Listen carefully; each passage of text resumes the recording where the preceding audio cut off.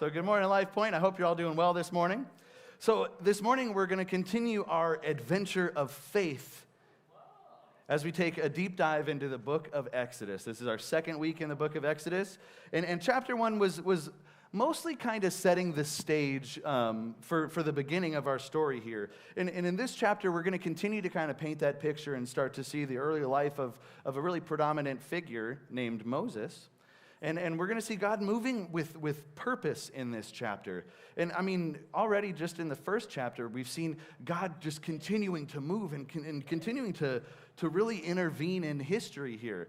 And we're going to continue to see that this morning and throughout this entire book, really.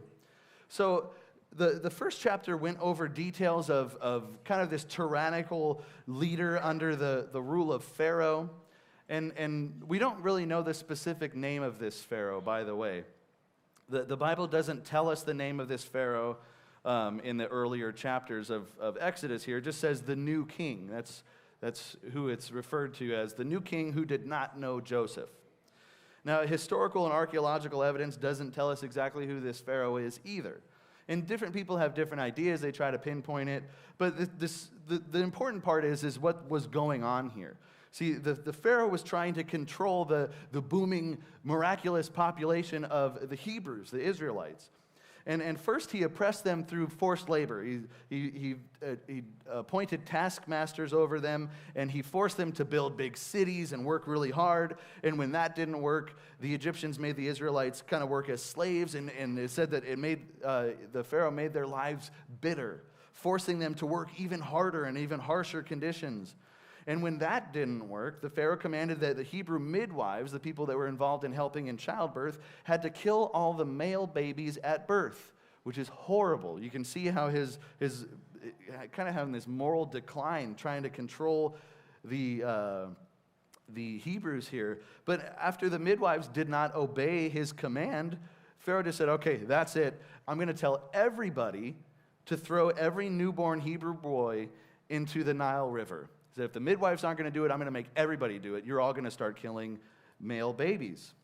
And that's where we're picking up today, and kind of a dark place to start. But even with all this bitterness and all this suffering that we read about in chapter 1, in chapter 2, we see God orchestrating and controlling this. We see him orchestrating the birth and the early life of this man, this predominant figure that God would later use to deliver his people. And we're going to continue to see God being actively present and moving in this chapter and in this book. And you can imagine how all of these things that Pharaoh enacted must have made life absolutely miserable for the Hebrew families. In a lot of different ways, too. And you can imagine living in a state of constant fear, living in a state of constant anxiety. And you can just imagine the prayers that these people had, the crying out to God. But it was daily life for the Hebrews. But that's where this chapter begins. And as always, there's hope in this chapter. Even in the darkest of times, God has a plan. And we're going to see that this morning. Starting with verse 1, Exodus chapter 2, starting with verse 1. It says, "Now a man from the house of Levi went and married a daughter of Levi." This verse is introducing the parents of Moses, is what it's doing. And it seems like it's just a simple statement. It's just, oh, these two people got married. But it's actually another instance of God's intervention and God's plan being laid out. So let me explain why this one little simple sentence is pretty cool here. So the tribe of Levi is one of the 12 tribes of Israel. And they descended from Levi, that was the third son of Jacob. So fast forward all the way to Exodus chapter 13, so 11 chapters in the future for us. Unlike the other tribes, the Levites, they didn't receive any kind of territorial land inheritance when the Israelites settled in Canaan, the promised land. They didn't get any of that. Instead, they were set apart for the special religious duties and responsibilities that were linked to the worship of God. That's what their tribe was set aside for. So the Levites actually played a really crucial role in maintaining the religious and spiritual life of all of ancient Israel. They acted as kind of intermediaries between God and his people. Now, going back to where we are today, before Moses is born, a man and a woman, both from this tribe, from the tribe of Levi, the very tribe that would be later designated for priestly religious service, these two people got married.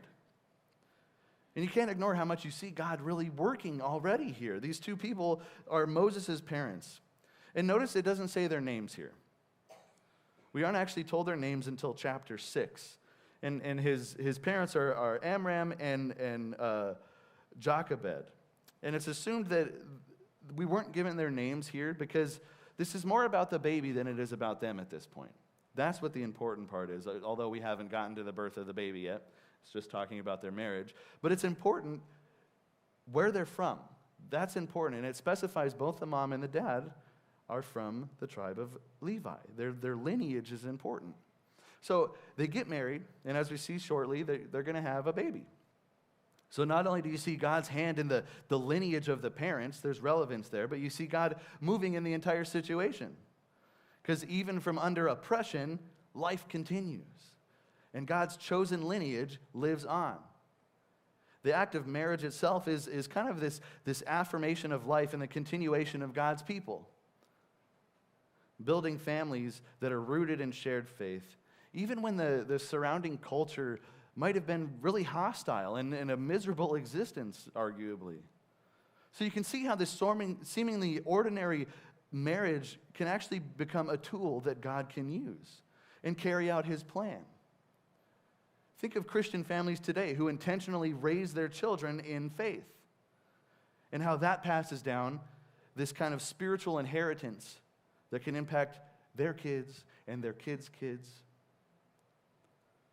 Verse 2 says, "And the woman conceived and gave birth to a son. And when she saw that he was beautiful, she hid him for 3 months." So when Moses is born, this is Moses, spoiler alert, he's brought into the world just like we were. We were. But you see this mother's look of love. And I don't know if you've ever actually seen that in person. There's this magical moment the first time a mother lays her eyes on her baby. It's one of the most beautiful things that I've ever seen.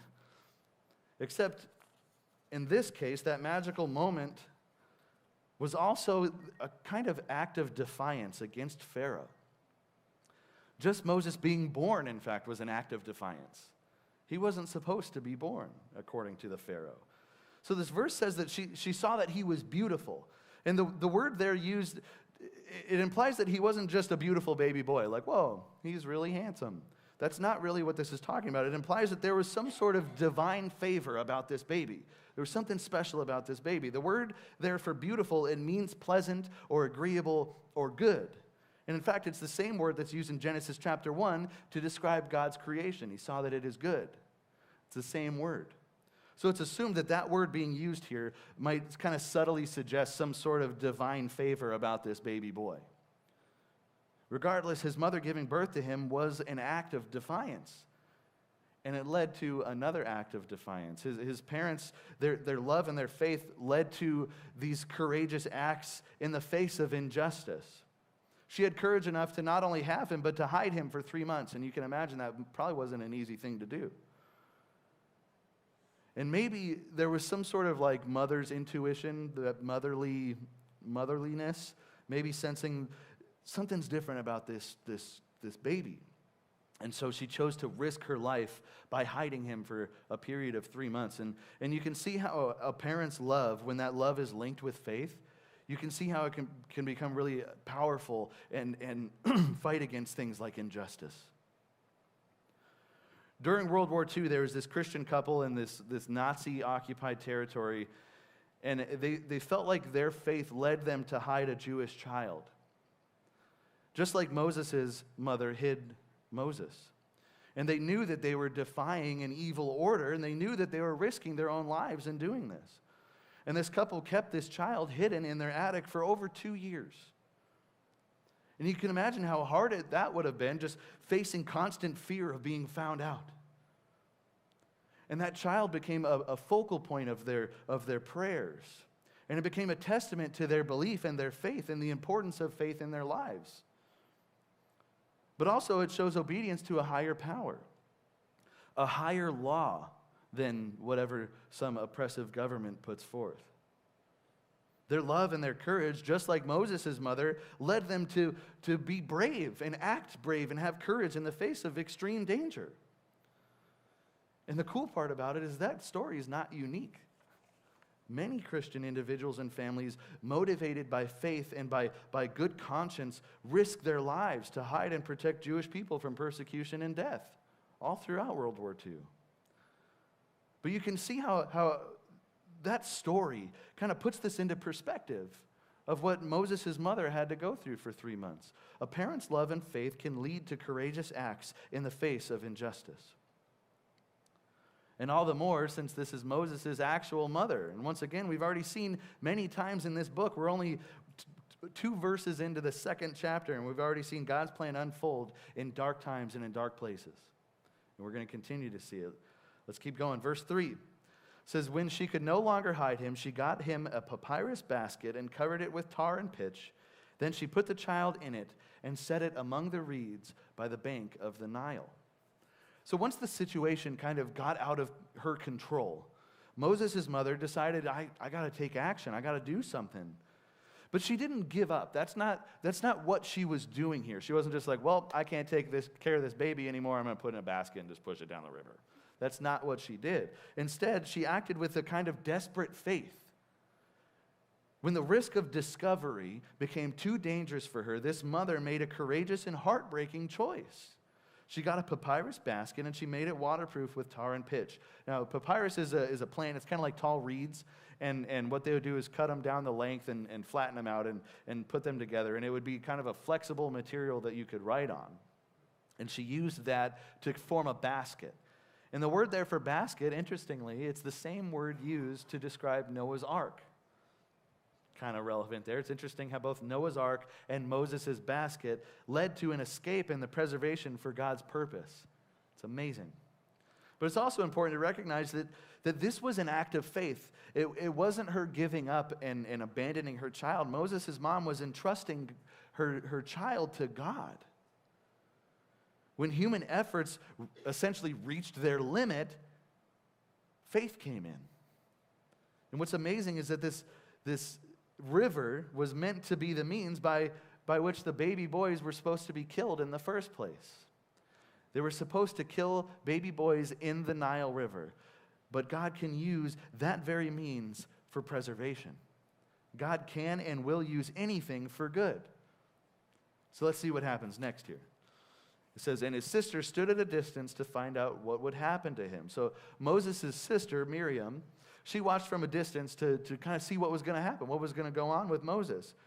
And what's interesting is that this verse has really important implications to it. God uses family members for his purposes too, for his plans too. Again, you're going to continue to see God using everything at his disposal to do amazing things. So his sister was kind of keeping this watchful eye on her baby brother, and it showed that his family was still concerned with his well-being. Again, it wasn't just an abandonment. His sister kind of serves as this, almost like an unseen guardian to her little brother, continuing to show love and hope and keeping an eye on him, making sure that something good happens to him. She's keeping an eye on him. And you can imagine, again, they're living in a constant state of fear. And even in the face of that fear, the bonds of a family and shared hope in God's intervention here, it inspired that willingness to play a part in his unfolding plan. And we're going to see that in a minute. A lot of times, God works through the connection of families to do amazing things. God can use the care and concern of each other to accomplish his purposes. Imagine that. So let's see what happens next. Verse 5 says, the daughter of Pharaoh came down to bathe at the Nile, with her female attendants walking alongside the Nile. And she saw the basket among the reeds and sent her slave woman, and she brought it to her. So Pharaoh's daughter came to bathe in the Nile, and she noticed, hey, there's a basket over there in the reeds. And Pharaoh's daughter just happened to be in that specific place at that specific time. And it goes to show, again, God's intervention can happen through really unexpected people and unexpected ways. A baby in a basket among the reeds is pretty unexpected. And the Pharaoh's daughter, the Pharaoh that said all these baby boys need to be murdered, his daughter finds the baby. That's kind of unexpected.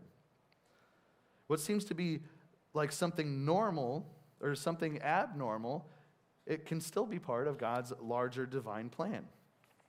So Pharaoh's daughter showing up at that precise location at that specific time, in reality, it's no coincidence.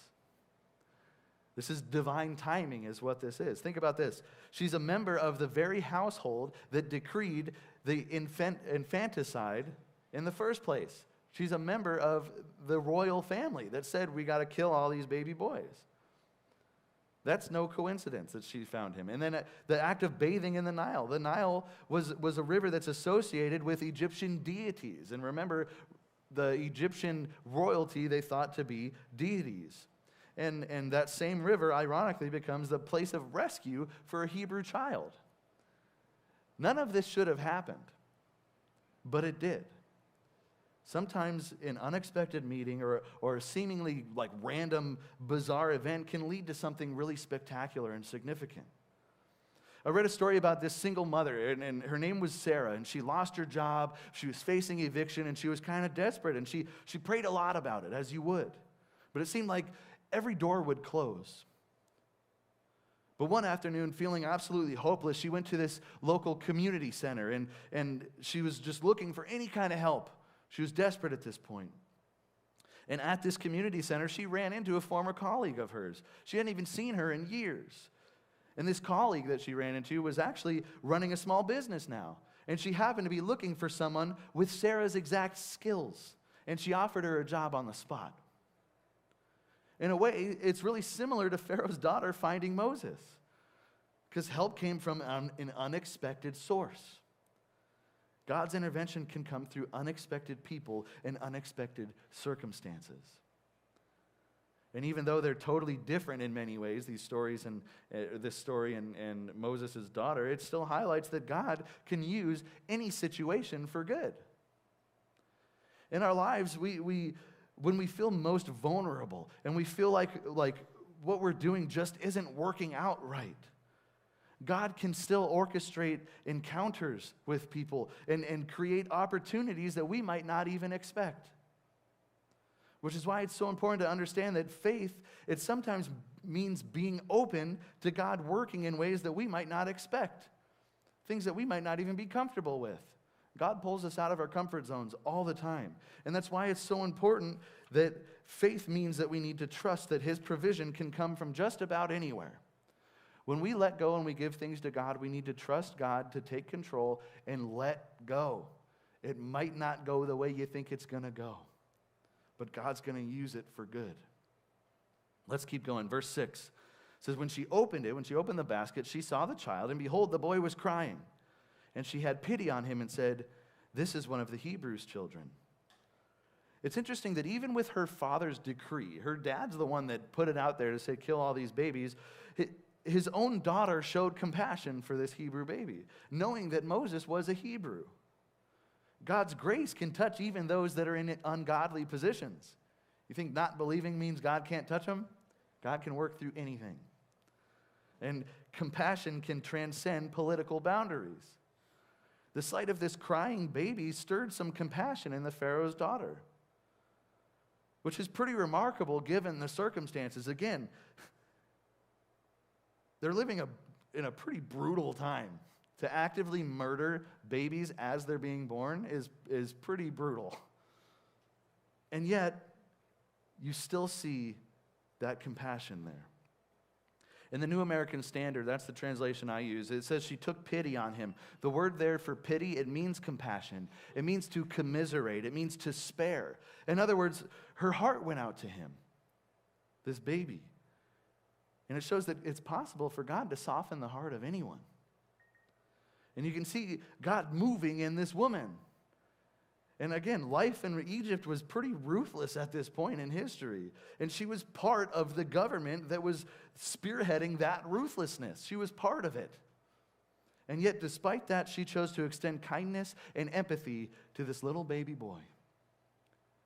Let's see what happens next. Verses 7 and 8. It says, then his sister said to Pharaoh's daughter, shall I go and call a woman for you who is nursing from the Hebrew women, so that she may nurse this child for you?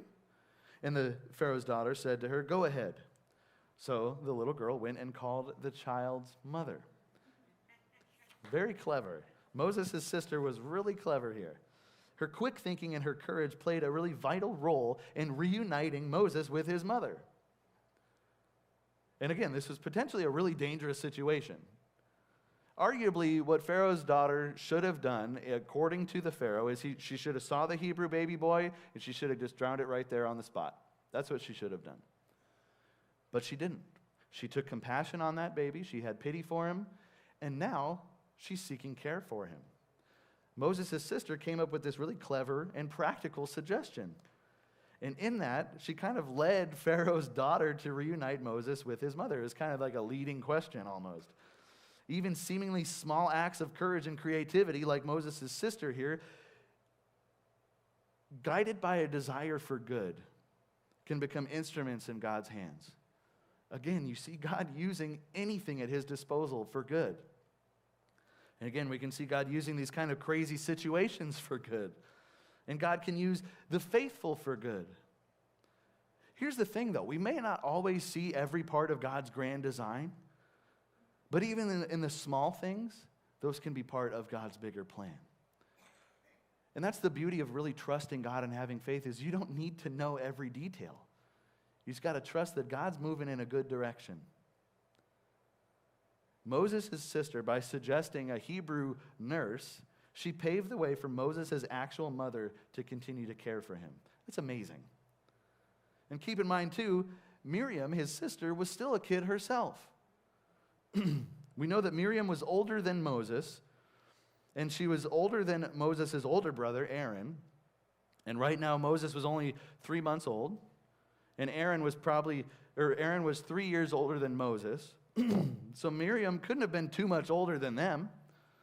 And given how clever she was here for being a young girl, we can assume, a lot of people assume she's probably 10 or maybe a preteen, so 10 to 12 years old. But it goes to show that God can even use children for his good as well.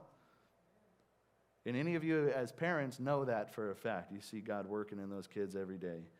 But God works through seemingly small actions and even small, ordinary people. It's awesome.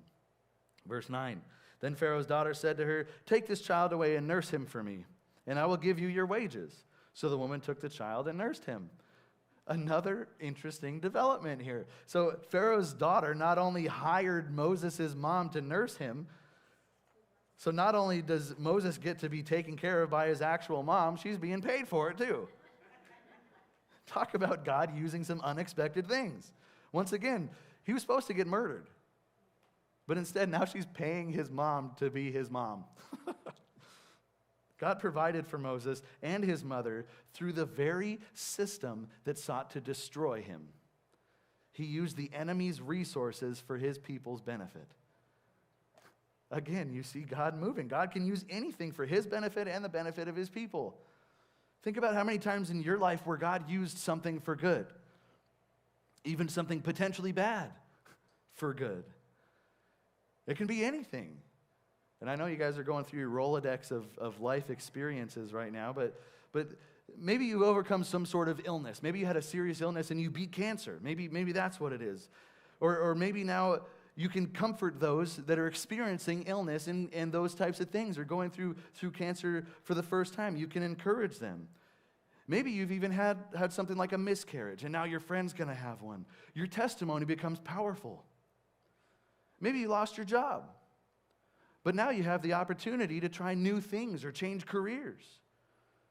Maybe you've gone through a tough breakup, but now you get to focus on yourself and better yourself and hit the gym. Maybe you've been broke and you have no money and you had no idea where to pay your bills, but then all of a sudden you get a random check out of nowhere. Has that ever happened to you? It's happened to me. God does this stuff all the time. He can use anything. The whole story of the early days of Moses is absolutely incredible. We're only 3 months into his life. Moses' own mother becomes his nurse, and she's even paid by the Pharaoh's daughter to do it. That's incredible. The decree that intended to destroy Hebrew male infants winds up providing a means for Moses' sustenance and care by his own family. You can't tell me God's not involved in that. That's not a coincidence. This is a powerful illustration of God turning the evil intentions of humanity for good. Just like it says in Genesis chapter 50, verse 20, it says, "As for you, you meant evil against me, but God meant it for good in order to bring about this present result to preserve many people alive." God is in control. Bottom line, God is in control, and he can use even bad situations to exact his good plans. And that should give us hope. And that should really help us to trust God. Even when people or things are going wrong and people are making things really tough, we can still trust God. Even when bad things happen or people do evil, God is still in charge. God's still the boss. He can turn those negatives into something good, which gives us a reason to hope and trust in his overall plan. So let's see God's plan continue to unfold. Verse 10, it says, "As the child grew, and she brought him to the Pharaoh's daughter, and he became her son. And she named him Moses and said, 'Because I drew him out of the water.'" So Moses' Egyptian name means drawn out. His Egyptian name given to him by the Pharaoh's daughter actually foreshadows his future. It foreshadows his future role in drawing the Israelites out of Egypt. I don't know, that's just awesome. She's unknowingly applying his name prophetically in a way. So after Moses was taken care of by his mother during his younger years, he was brought to Pharaoh's daughter and became her son. Now, it doesn't explicitly say exactly how old he was, but you can imagine, since his mother's role was to nurse him and take care of him in that way, you can imagine once he's done nursing and he's weaned off of it, then he was turned over to the Pharaoh's daughter. So the age of weaning in the ancient times, it kind of varied. But we can assume that he might have been around 2 or 3 years old. So from that age on, he was raised as an Egyptian. And as he grew, he had that typical Egyptian upbringing. His upbringing in Pharaoh's palace, he was raised in royalty, essentially. It was part of God's strategic placement. Again, you see God using this. His adoption into the Egyptian royal family provided him with some really unique access and a unique education, and it even kind of gave him a little bit of influence that God would later use. So let's see what happens to Moses when he's grown up. Verse 11. So it says, "It came about in those days," so he's much older at this point. He's not 2 or 3 at this point. It's assumed he's around 40-ish. "It came about in those days when Moses had grown up that he went out to his fellow Hebrews and looked at their hard labors, and he saw an Egyptian beating a Hebrew, one of his fellow Hebrews." Notice it says Hebrew like 4 times in that verse. Now, it's important to note that even though he was raised in that Egyptian royalty, Moses did not forget his heritage. 3 times in this verse, it speaks of his connection to the Hebrews, referring to them as his fellow Hebrews. So Moses identified with his Hebrew roots despite having that Egyptian upbringing. And evidently his heart was moved by their suffering. And he witnessed their hard labor, and he saw this Egyptian kind of brutally mistreating this Hebrew.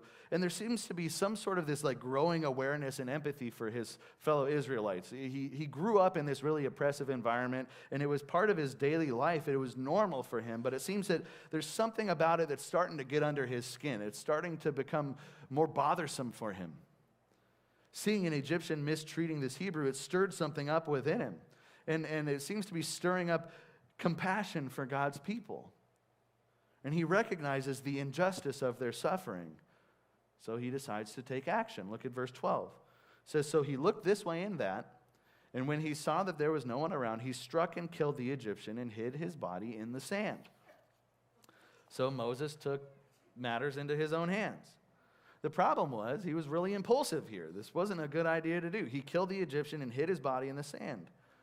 Now, wanting justice is great, and having kind of an emotional reaction to injustice is fine, but it seems it has to be tempered with God's wisdom and God's patience. That's the difficult part. How many times did we see Jesus have to put Peter in check in our last sermon series? Peter's heart might have been in the right place, but his actions were impulsive and not godly. He cut off a dude's ear. Just like Moses here, except Moses was a little bit more extreme. But it's important to go to God first instead of relying on our own impulsive emotions or our own self-reliance. Sure, it's natural to be upset about it, but you can't go murder a guy because of it. And you can tell he knew it was wrong too. He says he looked this way and that. He had a consciousness of his actions. He was trying to make sure to avoid detection. There's nobody here? Cool, I'm going to go kill this guy. That alone shows the difference between kind of a religious indignation versus reacting rashly and impulsively. Do you do that when you like you're going to pray? Like you're going to say grace at the table and you're like, nobody's here, cool, I'm going to pray. You don't do that. There's no sense of guilt there. So he knew that he was doing something wrong. So let's see if he actually avoided detection here. Verses 13 and 14 says, he went out the next day, and behold, 2 Hebrews were fighting with each other. So he said to the offender, why are you striking your companion? But he said, who made you a ruler and a judge over us? Do you intend to kill us, or kill me as you killed the Egyptian? And then Moses was afraid and said, surely the matter has become known. The English is so funny. They know. That's all he had to say. Not surely the matter has become known. I thought that was funny. Anyway, so the next day, Moses tries to intervene in this fight between a couple Hebrew guys, and his attempt to kind of mediate the situation between these guys, it was met with resistance at first, and this challenge of his authority. Now, he was known as being part of the Egyptian royal family, but they said, who made you a ruler and a judge over us? But it turns out that this guy knew about Moses killing an Egyptian. He says, are you going to kill me like you killed that guy? Now, according to the book of Acts, like I said, Moses was around 40 here. So somewhere between 80 and 120 years old is when Moses wrote the book of Numbers, and he wrote this verse that seems to go pretty well with what he did here in his 40s. In Numbers 32, verse 23, Moses wrote, be sure your sin will find you out. In Numbers, Moses is telling the tribes that if they made a commitment and then failed to follow through, they will be held accountable by God, and they'll face the consequences of their unfaithfulness, and that it would eventually catch up to them. But that verse can be looked at in a broader sense as well. Actions have consequences, and sin has a way of making itself known in the life of that sinner, just as we see here with Moses killing the Egyptian. It's interesting that he was the same one that wrote that 40 to 60 years later. Moses' sin had found him out. Sin has consequences, and there's consequences of taking matters into our own hands and acting outside of God's plan. So let's see what those consequences are for Moses. Verse 15 says, when Pharaoh heard about this matter, he tried to kill Moses. But Moses fled from the presence of Pharaoh and settled in the land of Midian. And he sat down by a well. So as a consequence of his actions, Moses' life was now in danger. The Pharaoh wanted to kill him. The Pharaoh wanted to execute Moses. So Moses was basically forced to flee Egypt. So he fled to this place called Midian. So Midian was located east of Egypt, so modern-day Saudi Arabia. And his fleeing to Midian, turns out it was actually part of God's plan. I'm sure it didn't feel that way to Moses at the time, running for his life. But sometimes things that might look like setbacks, things that might look like a bad situation, those can actually be part of God's preparation for future ministry. As we're going to see, Moses' time in exile in Midian actually became a period of really important preparation and refinement for Moses. Actually turned out to be something very, very important. And once he was in Midian, he sat down by a well. And this marks a turning point in Moses' life. This is when everything changes. This is when that period of preparation and refinement actually begins. A huge step forward in God's plan. Everything else in the first chapter and a half have been setting the stage. This is when things start to change. Verses 16 and 17. Says, now the priest in Midian had 7 daughters. And they came to draw water and filled the troughs to water their father's flock. Then the shepherds came and drove them away. But Moses stood up and helped them and watered their flock. So at this well, Moses ran into the 7 daughters of a priest, and they were trying to get some water to water their father's sheep. But then they were being harassed by these shepherds. So what Moses did is he stepped in and he defended them, and then he watered their flock for them. And this interaction introduces this family that would become really significant in Moses' life. And it's interesting because Moses has this kind of instinct to help the oppressed, if you notice. In Egypt, that harsh treatment sparked a rage in him that actually led to murder. But here you can see something similar in a way, but this oppression of these women, it led him to stand up for them instead of just murdering people. But this act of kindness, it paved a way for his acceptance to this family, in this family, by this family. God provides these new connections and communities in times of exile, in times of trouble. This act of kindness and protection actually foreshadows his future role as a shepherd of God's people. Godly character manifests even in unfamiliar surroundings. Small acts of service can actually have really significant consequences. Positive consequences. Consequences sounds negative. Verses 18 to 20 says, when they came to their father, Reuel, and he said, why have you come back so soon today? And they said, well, this Egyptian saved us from the shepherds, and what is more, he even drew water for us and watered the flock. So he said to his daughters, where is he then? Why is it that you have left this man behind? Invite him to have something to eat. So because of that help of Moses, the daughters were able to get home early.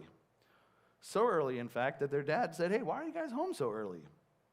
And the daughters explained that this Egyptian dude helped them out and even watered their sheep. So Reuel, he wanted to reward Moses' kindness. And he said, well, invite him over for dinner. He wanted to show his appreciation to Moses. Verses 21 and 22, and it says, and Moses was willing to live with the man. And he gave his daughter Zipporah to Moses. Then she gave birth to a son, and he named him Gershom, for he said, I have been a stranger in a foreign land. So kind of a lot encompassed in one verse there. Moses settled in, and he actually wound up living with Reuel and his family. And then Reuel, he gave his daughter Zipporah to Moses to be his wife. So now Moses has found a new family in Midian. Moses and Zipporah had a son. And it says Moses named him Gershom. The name Gershom is actually a combination of 2 different Hebrew words. The first word means a sojourner. It means a stranger. It means like an alien. And the second word, it means there. So their son was named after Moses' feeling of kind of being a stranger in Midian. And it seems that even after being accepted into this family and even marrying into this family and having a kid, Moses still has this kind of sense of displacement there. And you can imagine, he lived for 40 years in one place in Egyptian royalty, everything he knows and everything that he's experienced there, living half of his life, well, not back then, maybe for us half of his life, but 40 years is a long time, and then all of a sudden uprooting everything, traveling to a foreign land, and then becoming invested and rooted in that land and in that culture all of a sudden. You can imagine he must have felt a little displaced. Little did he know that this entire period of his life was absolutely crucial for his development and his preparation and where God was going to use him. God was providing him with a family, and God was further shaping his character and who he was. It's interesting because you see God providing for our needs, including things like companionship and a sense of belonging, even in unexpected places. And again, even though those couple verses kind of fast forward time a little bit, you can see God's provision for Moses in this foreign land. God is constantly moving. You can see the continued growth and refinement of Moses' character in defending the vulnerable. And you can see this establishment of this new family, and all of this was shaping him for the mission that God laid ahead of him. It's interesting because God even uses that. God uses these periods and seasons of quiet preparation to equip us and build us up and use us for future service. Let's see what happens next. Verse 23. It says, it came about in the course of those many days that the king of Egypt died. And the sons of Israel groaned because of the bondage, and they cried out, and their cry for help because of their bondage ascended to God. So again, after some time passes here, this really oppressive king, the new king that did not know Jacob, it said he died. But this verse says that their oppression did not die. That continued. The Israelites' suffering continued. And they cried out to God. And it says they groaned and cried out. But the most important part of that is the last couple words there. God heard them. Their cries ascended to God. God hears the cries of his people in their affliction. Even when circumstances seem like they're unchanged, God is aware. And as we're going to see, God is responsive. Look at verse 24. It says, so God heard their groaning, and God remembered his covenant with Abraham, Isaac, and Jacob. So God heard their groaning and remembered his covenant with the patriarchs, Abraham, Isaac, and Jacob. So Abraham is kind of the founder of the covenant with God. He's called to Canaan, tested by the command of sacrifice of his son. Isaac was the son of Abraham and Sarah, the son of Abraham that Abraham was willing to sacrifice, the son that continued that covenant. And he became the father of Esau and Jacob was the son of Isaac and Rebekah, and he was later renamed to Israel. He's the father of the 12 tribes of Israel. So these three men are considered the patriarchs of the Israelites, to the point where God is often referred to as the God of Abraham, Isaac, and Jacob in the Bible. But it's also worth noting that even though right here it says God remembered his covenant, it doesn't mean that he forgot. That's not what this is saying.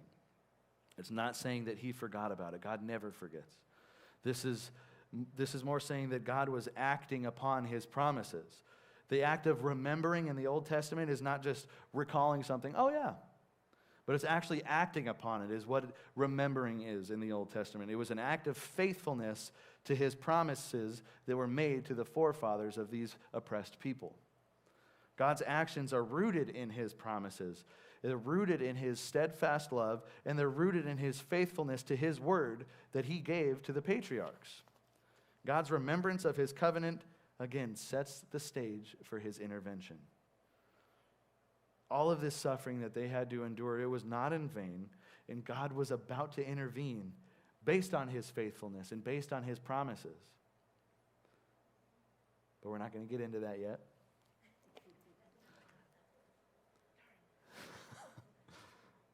We close this morning with a continuation of this promise. In verse 25, it says, God saw the sons of Israel, and God took notice of them. Such a cool verse. And we're kind of left almost on like a cliffhanger this morning, because we're left waiting to see how God acts. We've already seen God moving and intervening a lot, but now it's kind of like getting to the point where something big's going to happen, and we're like, what's going to happen? God saw the Israelites and acknowledged their suffering. He sees, he knows, and he will act. We close seeing God's kind of active concern for his people. And again, we're waiting on his action. But it's relevant because it shows that God's not distant. God is not detached. He sees us. He sees us in our struggles. He knows our burdens. And he's moved by them. He's moved to act according to his perfect will and his perfect timing. Even when we feel like he doesn't see us. Even when we feel like we're alone in our suffering. We can still find comfort in knowing that God sees us. He knows, and he will ultimately bring about his justice and his deliverance in his due time. In fact, the words used in that verse spell it out pretty clearly. It says, God saw the sons of Israel, and God took notice of them. The word there for God took notice of them, it means to know intimately, to be concerned about. A deep and personal knowledge that implies that God was intimately acquainted with their pain and their needs. An active awareness that leads to action. God was preparing to act on their behalf. This chapter has been a really interesting study. And you see a lot of history here, but you continue to see how God was kind of secretly working to save his people from the get-go.